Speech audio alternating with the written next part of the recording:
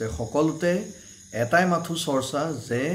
এতিয়া driving licence আপুনি private যিবোৰ ইনষ্টিটিউচন মানে আপোনাৰ গাড়ী ড্ৰাইভিং যিবোৰ স্কুল সেইবোৰত উলিয়াব লাগিব নেকি বহুতে ভাবিয়ে ললে যে 1 জুনৰ পৰা এটা নিয়ম হ'ল আৰু সেই নিয়ম অনুসৰি আপুনি বা মই আমাৰ যিবোৰ ড্ৰাইভিং লাইসেন্স সেইবোৰ এটা প্ৰাইভেট ইনষ্টিটিউটত উলিয়াম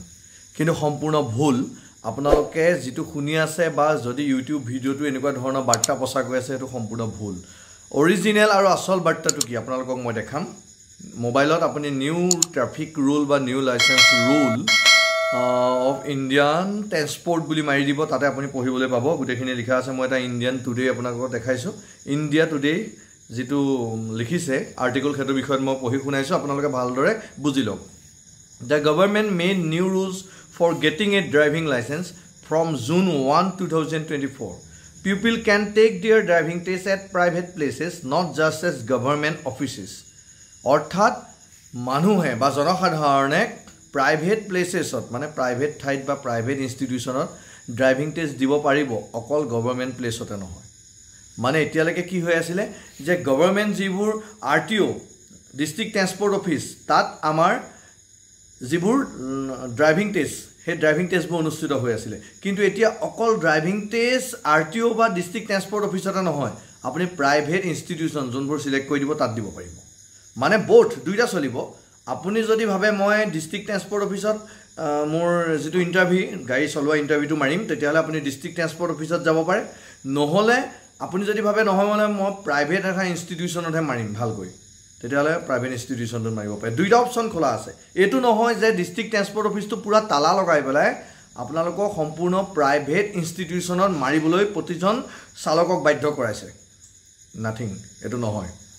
শুদ্ধ কথাটো হৈছে যে ডিস্ট্ৰিক্ট ট্ৰান্সপোৰ্ট অফিচৰ সমান্তৰালকৈ প্ৰাইভেট কিছুমান ইনষ্টিটিউচনক আপোনাক কি দিয়া হৈছে তাৰ ঠিকা হিচাপে বা তেনেকুৱা ধৰণৰ মানে আবণ্টন দিয়া হৈছে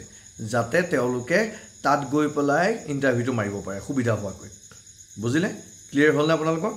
আৰু এইটো কি কাৰণে কৰা হৈছে যাতে আমাৰ যিবোৰ মানে হেভি ট্ৰাফিক ৰুল মানে যিবোৰ জাম হয় লগতে আমাৰ পলিউশন যাতে কন্ট্ৰোল হয় এইখিনি কাৰণে দেখিনি লোৱা হৈছে তাৰ লগতে আৰু এটা বিষয় লৈ মই আহো আৰু এটা খুব ইম্পৰ্টেন্ট টপিক আপোনালোকে চাবলৈ পাব এটো হৈছে মাইনৰ ড্ৰাইভিংৰ ক্ষেত্ৰত এটা বহুত ডাঙৰ ৰুল আছে মাইনৰ মিন্স 18 ইয়াৰ্ছৰ তলৰ তাৰ লিখা আছে be careful on the roads there are new traffic rules in place with a hefty fine of ₹25,000 for minors caught driving যদি 18 বছৰ তলৰ কোনো লৰা বা ছোৱালীক ড্ৰাইভিং কৰি থাকোতে ধৰা পৰে 18 বছৰ তলৰ তেতিয়া 25,000 টকা ফাইন হ'ব লগতে parents might also face penalties আৰু গাৰ্জেনতে অভিভাৱকে কিন্তু পেনাল্টিজ দিব লাগিব আৰু ক্ষতিপূৰণ দিব লাগিব আৰু ইগনোৰিং যদি কৰে তেতিয়া হলে লাইসেন্স খনে ক্যান্সেল কৰা হ'ব ইফ হেজন গাৰ্জেন জনৰ হ'ব পাৰে মেবি কাৰণ মাইনৰ জনৰটো লাইসেন্স নাথাকি এটা গম পাইছে আপোনালোকে নিউ ট্ৰাফিক ৰুলত এইকেইটা কথাহে কোৱা হৈছে বহুতবোৰ মানুহ পেনিক হৈ উঠিছে বহুতে ভাবি লৈছে যে নহয় প্ৰাইভেট ইনষ্টিটিউচনতহে মাৰিব লাগিব এটো সম্পূৰ্ণ ভুল আৰু এনেকুৱা ধৰণৰ বাৰ্তা শেয়াৰ নকৰিব শুদ্ধ সঠিক বাৰ্তা শেয়াৰ কৰক আৰু আশা কৰিলো সকলে ভিডিওটোৱে উপকৃত কৰিব আৰু যদি উপকৃত কৰে চেনেলটো চাই থাকিব ইউটিউবত মিক্স আসামিজ আৰু ফেসবুকত কৌশিক উন্মিলন বুলি আছে আৰু গীতৰাগ বুলি আছে তব তক के लिए बाय बाय जय हिंद